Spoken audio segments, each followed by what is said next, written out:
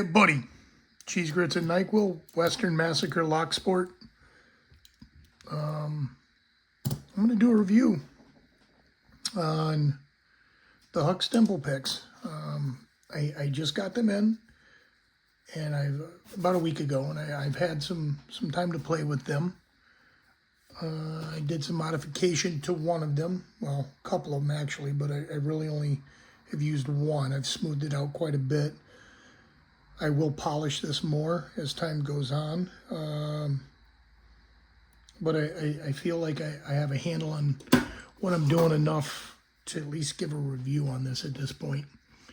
I had a viewer reach out to me and ask me about said Dimple picks. In Canada, said they were $200. I believe that was for both the locks and the picks. With shipping, maybe there's probably some Trump tariffs or something involved. I don't know. What I do know is if you're paying more than approximately $35 to $40 for these picks, it's a no-go. You do have to put some work into them to make them real smooth. Not that it's difficult, but you do got to put a little work in there. The locks, I think this one here itself is probably about a $20 lock, maybe a $15 lock. It's a Kenaurd 4-pin, pen and tumbler lock. Sorry, 4-pin, pen and pen Dimple lock. It is a decent lock, well made. I took it apart and dropped it immediately, and it was like an ice cube in hot oil, just explosion of nonsense everywhere. I did get it back together with some help from people over at LPU Belts. It is in working condition. It is 4 pins. This lock's pretty good. I also got the 5-pin version of this. I picked this open once. Not really sure the difference between the two locks aside from 1 pin. This one I feel like I got a good handle on. This one I can't quite figure out. And then a Kenaurd 5-pin. This is supposedly a hell of a lock. It's got a wide open keyway though. You can see them pins chunking down in there pretty well. So I don't know if that's a good thing or a bad thing.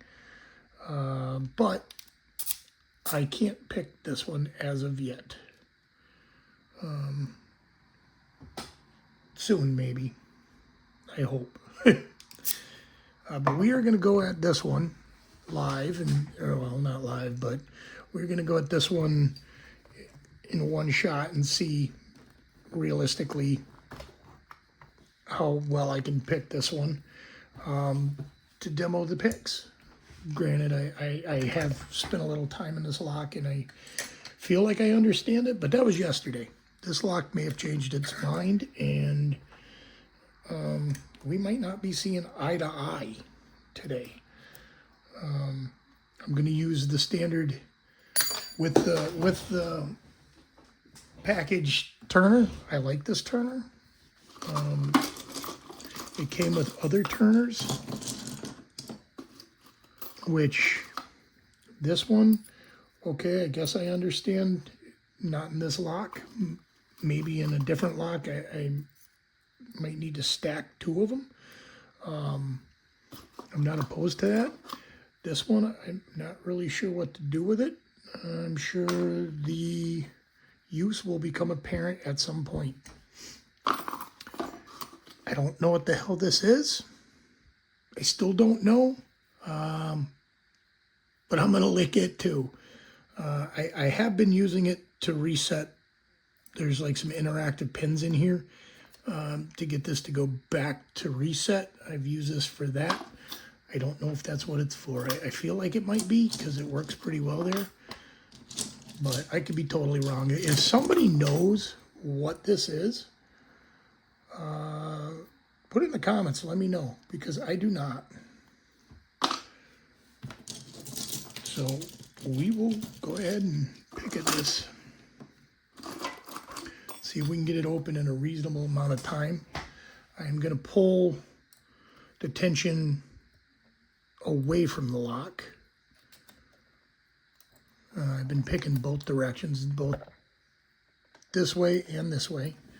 It seems to work all right.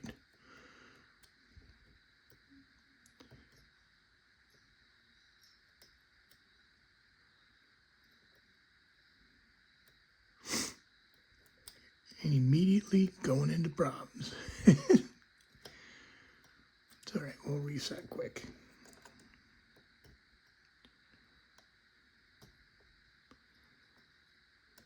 Last night I was the Kenaurd Whisperer with this lock. Again, I haven't picked any locks today. I haven't done any warm up for anything, just straight into it. So let's see where we can get. It's always a learning experience. There we go. I will say with this lock, there is significant feedback. I just got into a slight false set.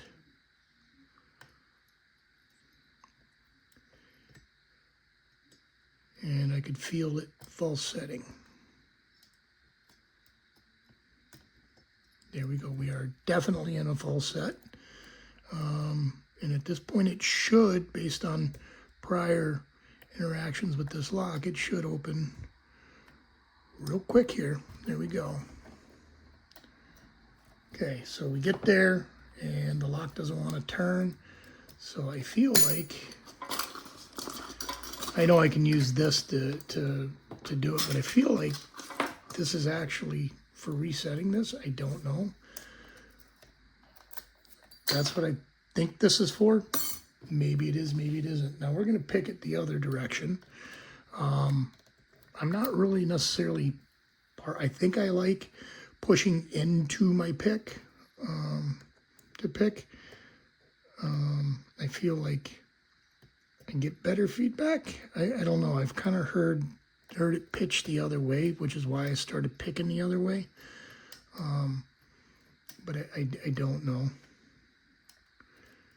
To me, it feels like everything binds harder going this direction. I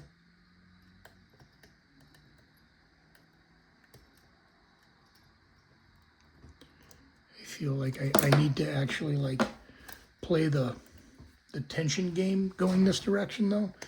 The other direction feels like it kind of goes. It explains it as it goes to itself. I don't need to coach the lock along with tensioning so much, but there we are already into a slight false set. We are open. So do the picks work? Yes, this pick works in this lock very well. This tensioner works in this lock very well. Again, I did modify the pick. I sanded it, 400 grit sandpaper and some files. I had a whole video, I think, of where I was doing that. And the sound was all screwed up. So I'm re-recording this whole thing. While we're at it, let's throw the 5-pin in there and see if we can get anywhere with the 5-pin. I'm not going to bother taking these locks apart on camera. That was a complete and utter disaster for me last night. One hell of a learning experience, but absolute disaster. I don't wish that on anybody. Having to decode a spilled lock like that. I feel the pins. I feel what's going on with them. I've heard other reviews where people say this lock in particular oversets really easy. I don't know. Like, is that the problem? I'm just oversetting and I don't realize it.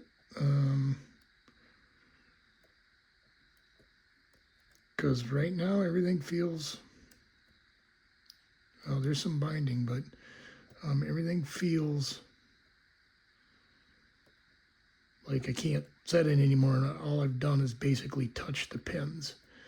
I did get this open once, and I haven't been able to get it open since, which is frustrating. I'm sure you understand. I think pin 1, if it's overset, because I can't see it anymore, so that might be the problem. I'm not really sure how this all works. I'm still learning. But the pick seems to work okay. I can, like I said, I can feel it doing things. I stick it in there and I can feel the pins like bite into the pick and go up like in almost like serrations. I know all 4 of the other pins are serrated. I don't know if those serrations actually make a difference. I don't necessarily feel serrated pins when I'm picking. So, and I've never had this lock open. So I don't know if this lock has the same type of pin setup. I just wish I knew what I was doing wrong that keeps me out of this lock.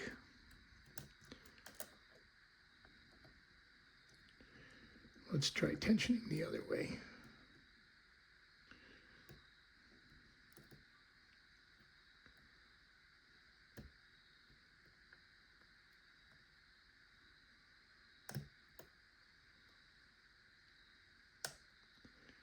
And nope. I'm not gonna run into walls on cameras on this for too long, but I definitely wanted to give an honest review on these picks.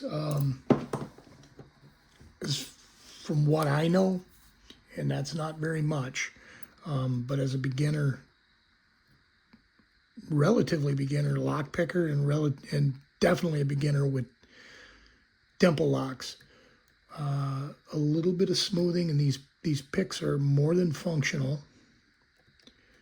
I can feel everything I need to. Doesn't mean I understand it, but I can feel it.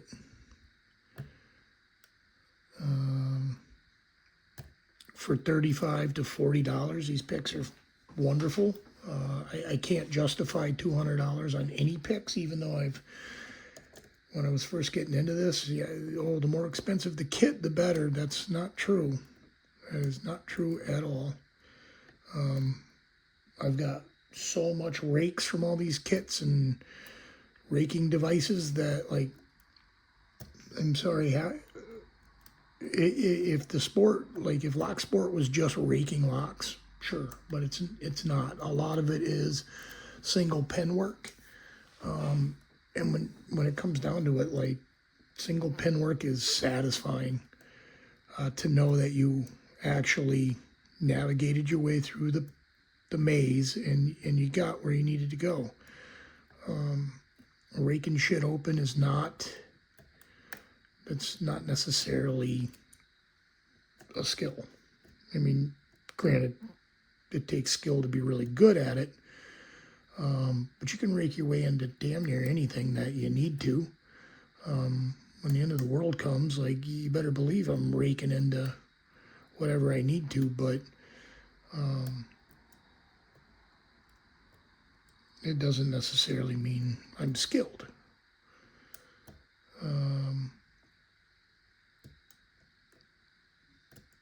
That being said, don't underestimate the rakes, like, at all. And I suppose, like, I haven't tried any Dimple rakes, but I guess they make rakes for Dimple locks.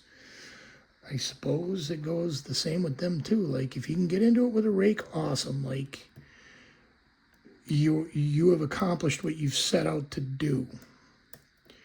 I got into lockpicking because I like doing puzzles, and this kind of tickles that fancy pretty well. Nothing more challenging than a puzzle you can't see. And in the case of Pen and Tumbler and Dimple locks, that is exactly what it is. So the next thing I get into will be disc detainers. I just got to figure out like a nice entry disc detainer, or at least figure out how to make my own, because I see a lot of people just using homemade disc detainer picks. I don't know if it's because you can't just stick a disc detainer pick into a lock and start going. They don't all necessarily communicate with each other in that fashion. So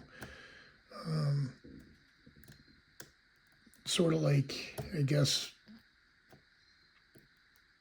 the flags in this situation, not all these flags will work in here. Like this flag, 100%. I mean, it goes in there, but it doesn't. It's just too much flag. Too much beef for that little opening. This one goes in. All right. And maybe part of the problem is I'm using the wrong pick in this situation. I don't know.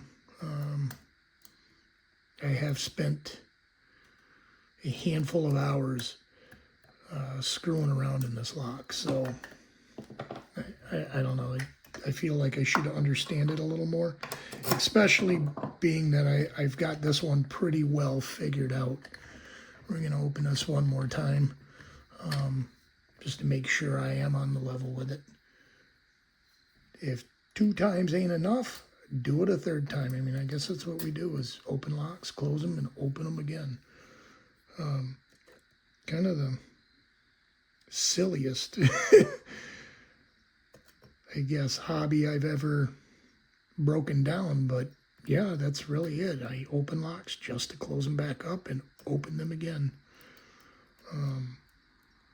I like to imagine myself in maybe a real world situation where the skill will save my ass. I do use my picks at work, or I have used them at work to get people into their lockers because they've locked their keys in there, and I don't see any reason to cut the shackle off of a perfectly good lock. I also don't like to see people needlessly waste their money on locks because they had to cut theirs off. So, you know, if we were being paid $100 million an hour, okay, whatever, buy a new lock. But we generally work pretty hard for our money, and I'd rather not see people waste their money if they can avoid it. We are in a light false set. I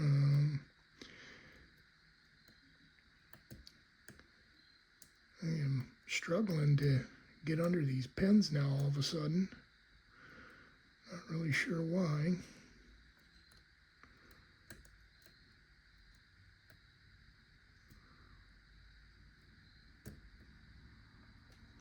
It's that 4th pin. There we go. That 4th pin giving me a hard time. We are open again. So, again, I can reset it with the tension wrench. I don't need this. I don't know what you are, but I'm going to lick you too. Name that movie. So that's my review on Huck's Dimple picks. They are absolutely worth the money they cost. They are not worth more than that. If they were totally finished, they would be. At least, you know, for my purposes, they would be. I don't have anything to compare them against as far as Dimple picks go. I have seen a difference in standard pin tumbler picks, and price doesn't necessarily mean everything. in that situation. So I'm not gonna bash any companies or anything, but I own a lot of picks that I paid a lot of money for, or I guess more than what they're worth, and I don't use them. I just don't use them. I find them almost novelty-ish. So that being said, $30, $35, $40, great. If they were totally finished, 50 or 60 is probably good. Really depends on how finished they are, I guess. So yeah, that is my review. Yeah, buddy.